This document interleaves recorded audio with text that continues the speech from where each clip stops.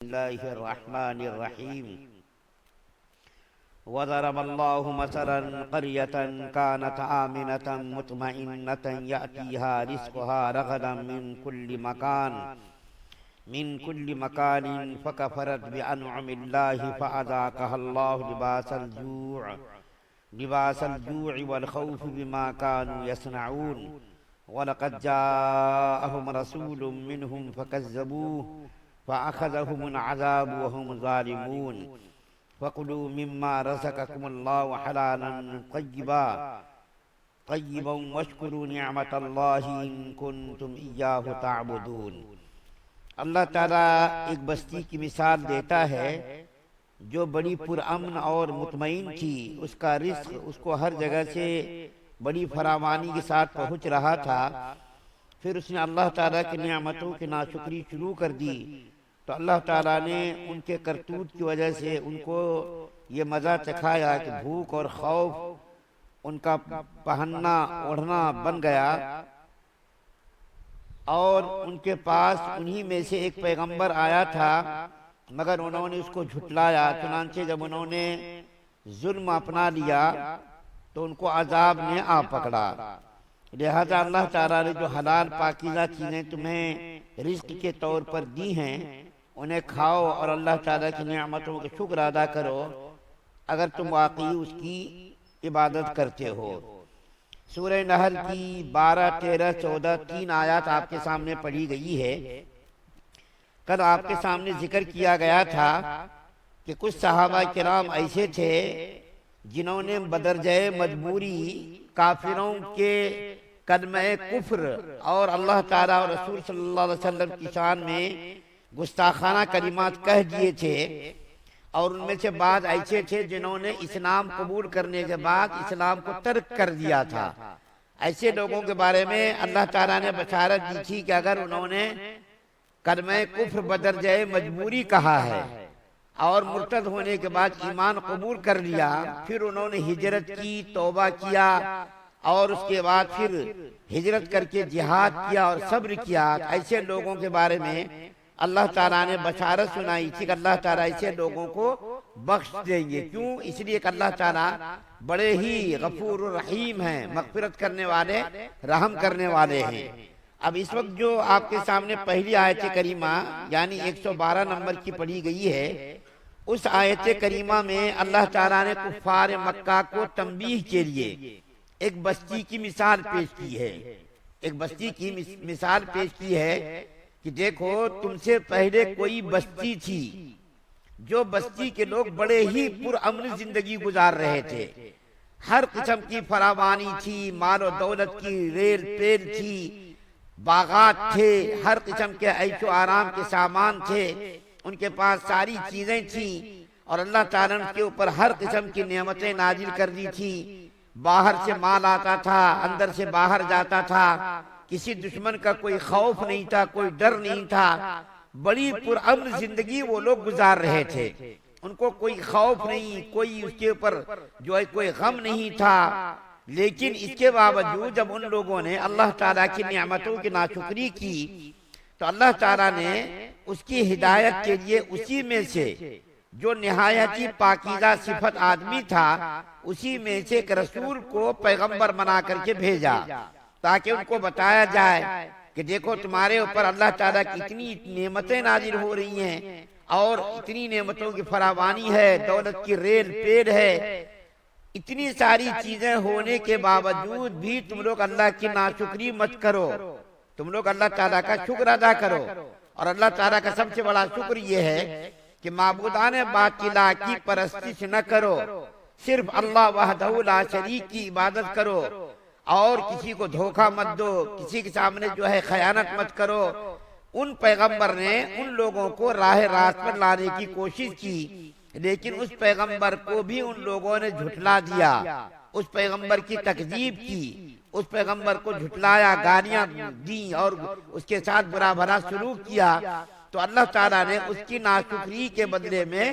اللہ تعالیٰ نے عذاب علیم کے اندر اس کو مسلط کر دیا۔ یہاں پر صرف ایک بستی کا ذکر کیا ہے، وہ بستی کون سی ہے؟ مفسرین نے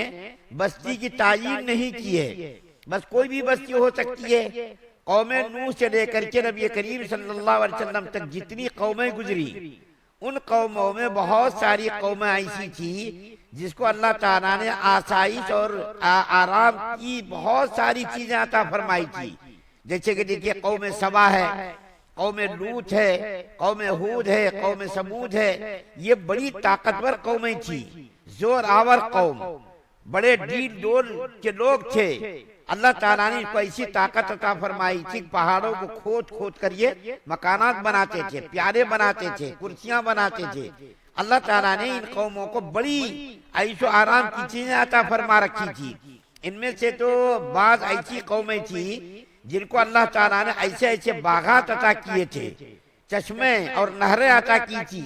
ایسے ایسے باغات عطا کیے تھے کہ مسلسل باغات، بیچ میں کوئی وقفہ نہیں، کوئی گیپ نہیں، بلکہ مسلسل باغات تھے۔ اور پھلوں کی اتنی فراوانی تھی، اتنی فراوانی تھی کہ ٹوکرا لے کر کے ایک آدمی اگر ایک باغ سے گزر جاتا تھا، اتنے پھل کہ پھل توڑنے کی ان کو ضرورت نہیں پڑتی تھی، بس پھل گرتا تھا اور اس کا ٹوکرا بھر جاتا تھا۔ اس قدر باغات تھے، چشمے، نہریں، ہر قسم کے عیش و آرام کے سامان۔ لیکن جب ان قوموں نے اللہ کی ناشکری کی اور اپنے زمانے کے رسول کی تکذیب کی تو پھر اللہ تعالیٰ نے اس کو عذاب کے اندر گرفتار کر لیا۔ تو کوئی بھی بستی ہو سکتی ہے، اس کے اندر کوئی بھی قوم ہو سکتی ہے، لیکن اکثر مفسرین کہتے ہیں کہ یہ بستی مکہ کی بستی تھی۔ یہ بستی کون سی تھی؟ مکہ کی بستی تھی، کوئی اور بستی نہیں۔ مکہ کے اندر مکہ کے لوگ بڑی ہی پرامن زندگی گزار رہے تھے، وہاں کھیتی باڑی نہیں، چشمہ نہیں، نہریں نہیں۔ اس کے باوجود بھی اللہ تعالیٰ نے مکہ کے لوگوں کے لیے ایسی راہیں ہموار کر دی تھی کہ مکہ کے لوگ دنیا کے کسی کونے میں بھی چلے جاتے تھے، کوئی اس کو چھیڑتا نہیں تھا، کیونکہ سب کو معلوم تھا کہ یہ بیت اللہ کے خادمین ہیں، بیت اللہ کے مجاورین ہیں، ان کو چھیڑنا اللہ کے غیظ و غضب کو دعوت دینا ہے۔ اللہ تعالیٰ نے مکہ کے لوگوں کی ایسی عزت اور ایسا روب لوگوں کے دلوں کے اندر ڈالا تھا کہ یہ لوگ شام جاتے تھے، یمن جاتے تھے اور دوسرے ممالک کا، روم کا، کسرا کا، ایران کا سفر کرتے تھے۔ دنیا کے جس خطے میں بھی یہ لوگ جاتے تھے، ان کی لوگ مہمان نوازی کرتے تھے، ان کی تواضع کرتے تھے، ان کا اکرام کرتے تھے کہ یہ بھائی دیکھو خانہ کعبہ کے مجاورین ہیں، خانہ کعبہ کے خادمین ہیں، ان کے ساتھ کوئی چھیڑ چھاڑ مت کرو، ان کو تم ستاؤ مت، پریشان مت کرو۔ تو ان کو اللہ تعالیٰ نے دنیا کی ساری چیزیں مکہ کے اندر بھیجی۔ یہ لوگ تاجر بن کر کے جاتے تھے، سامان بیچتے تھے، مکہ سے باہر کے لوگ مکہ آتے تھے، بڑی عیش و آرام کی زندگی یہ لوگ گزار رہے تھے۔ ان لوگوں کی ہدایت کے لیے اللہ تعالیٰ نے نبی کریم صلی اللہ علیہ وسلم کو بھیجا، جو نبی کریم صلی اللہ علیہ وسلم کی امانت، دیانت، صداقت، عدالت ساری چیزیں مسلم تھی، لیکن نبی کریم صلی اللہ علیہ وسلم کی ذات کو ان لوگوں نے ٹھکرا دیا، نبی کریم صلی اللہ علیہ وسلم کی تعلیمات کو ان لوگوں نے ٹھکرا دیا، تو اللہ تعالیٰ نے ان کے اوپر عذاب کو مسلط کیا۔ کون سا عذاب؟ قحط سالی کا عذاب مسلط کیا۔ اور ایسی قحط سالی ہوئی کہ نبی کریم صلی اللہ علیہ وسلم مکہ سے مدینہ چلے گئے تھے، ہجرت فرما کر مدینہ چلے گئے تھے۔ نبی کریم صلی اللہ علیہ وسلم کے مدینہ جانے کے بعد اس قوم پر یعنی مکہ کے لوگوں پر ایسی قحط سالی مسلط ہوئی کہ 7 سالوں تک یہ لوگ لقمے کو ترس گئے، یہاں تک کہ مردار کو کھانے پر، چمڑے پکا کر کے کھاتے تھے، کتوں کا گوشت کھانے پہ مجبور ہو گئے، بالکل یہ لوگ پریشان ہو گئے۔ جب 7 سالوں تک یہ لوگ پریشان ہو گئے تو مکہ کے کچھ لوگ نبی کریم صلی اللہ علیہ وسلم کی خدمت میں حاضر ہوئے اور حاضر ہو کر کے کہا کہ یا رسول اللہ صلی اللہ علیہ وسلم، آپ کی دشمنی مردوں سے ہے، بچوں سے تو کوئی دشمنی نہیں ہے، عورتوں سے تو کوئی دشمنی نہیں ہے، عورتوں سے آپ کا کوئی جھگڑا نہیں ہے، مردوں نے آپ کو ستایا، آپ کو پریشان کیا، گھر سے بے گھر کیا، عورتوں کا تو کوئی قصور نہیں ہے۔ مکہ کے اندر قحط سالی مسلط ہو گئی ہے، دانے دانے کو ترس گئے ہیں، لوگ مردار کھانے پر مجبور ہیں، کتے کا گوشت کھانے پر مجبور ہیں، کوئی غلہ نہیں ہے، بارش نہیں ہے۔ اللہ کے آپ محبوب بندے ہیں، ان لوگوں کا دل یہ کہتا تھا کہ یہ ذات جھوٹی ذات نہیں ہو سکتی ہے. نبی کریم صلی اللہ علیہ وسلم کو دل سے وہ لوگ مانتے تھے لیکن ضد اور ہٹ دھرمی کی وجہ سے وہ لوگ قبول نہیں کرتے تھے نبی کریم صلی اللہ علیہ وسلم کی دعوت کو. مانتے تھے یہ بالکل برحق نبی ہیں, سچے نبی ہیں. ابو جہل کی تائید کتاب کے اندر لکھی ہوئی ایک ابو جہل مانتا تھا کہ محمد صلی اللہ علیہ وسلم بالکل سچے ہیں, اس کے اندر کوئی جھوٹ نہیں ہے, کوئی ملاوٹ نہیں ہے, کوئی غلطی نہیں ہے, لیکن ہم اس کو ضد میں نہیں مانتے کیونکہ ہمارا ان کا خاندانی جھگڑا ہے, خاندانی لڑائی ہے. جب یہ خاندانی لڑائی ہے تو ہم اس کی دعوت کو قبول نہیں کریں گے. مانتا تھا. تو مکہ سے کچھ لوگ گئے جن میں سے ابو سفیان کا ذکر بھی آتا ہے کہ حضرت ابو سفیان رضی اللہ تعالیٰ عنہ مکہ سے مدینہ گئے اور نبی کریم صلی اللہ علیہ وسلم کی بڑی منت سماجت کی کہ آپ اللہ سے دعا کر دیجئے, اللہ تعالیٰ اس قحط سالی کو دور کر دے. مکہ کے لوگ مر رہے ہیں, عورتیں پریشان ہیں, بچے پریشان ہیں غذا کے لیے, رزق کے لیے. تو اللہ کا رسول صلی اللہ علیہ وسلم تو رحمت للعالمین بن کر کے آئے تھے. آپ تو کسی سے دشمنی کا بدلہ نہیں لیتے تھے. نبی کریم صلی اللہ علیہ وسلم نے دعا فرمائی, یا اللہ ان لوگوں پر جو قحط سالی مسلط ہے آپ اس قحط سالی کو دور کر دیجئے. اور آپ نے اپنے ماننے والوں کو حکم دیا کہ اب تم لوگ مکہ کے اندر غلہ بھیجو, جو غلہ تم لوگوں نے بند کر دیا ہے اب مکہ والوں کے لیے غلہ کو بھیجو. اور یہ لوگ اپنی غلطی پر شرمندہ ہیں, نادم ہیں اور ان لوگوں کو بڑی پریشانی ہو رہی ہے. تو نبی کریم صلی اللہ علیہ وسلم کے حکم کے مطابق مکہ سے باہر کے لوگ غلہ بھی بھیجنے لگے اور نبی کریم صلی اللہ علیہ وسلم کی دعاؤں سے ان کی قحط سالی بھی دور ہو گئی. تو اللہ تعالیٰ فرما رہے ہیں کہ جب اللہ تعالیٰ نے تم کو اتنی ساری نعمتیں عطا فرمائی ہیں کہ اللہ تعالیٰ نے فراوانی ریل پیل دولت کی تمہارے اندر کی ہے, تو تم جو ہے پاکیزہ غذا کو کھاؤ, حرام کو مت کھاؤ اور پاکیزہ غذا کو کھا کر کے تم اللہ تعالیٰ کا شکریہ ادا کرو, اس کی نعمتوں پر شکر ادا کرو, ناشکری مت کرو اگر تم اس کی عبادت کرنے والے ہو. تو اللہ تعالیٰ نے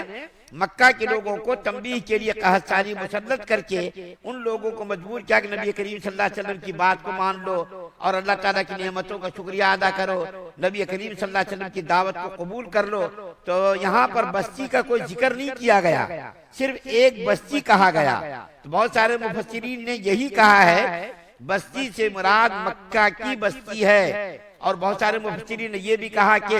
گزشتہ قوموں کا حال بیان کیا گیا تاکہ ان قوموں کا حال سن کر کے مکہ کے لوگ سنبھل جائیں, سدھر جائیں اور اللہ تعالیٰ کی نعمتوں کی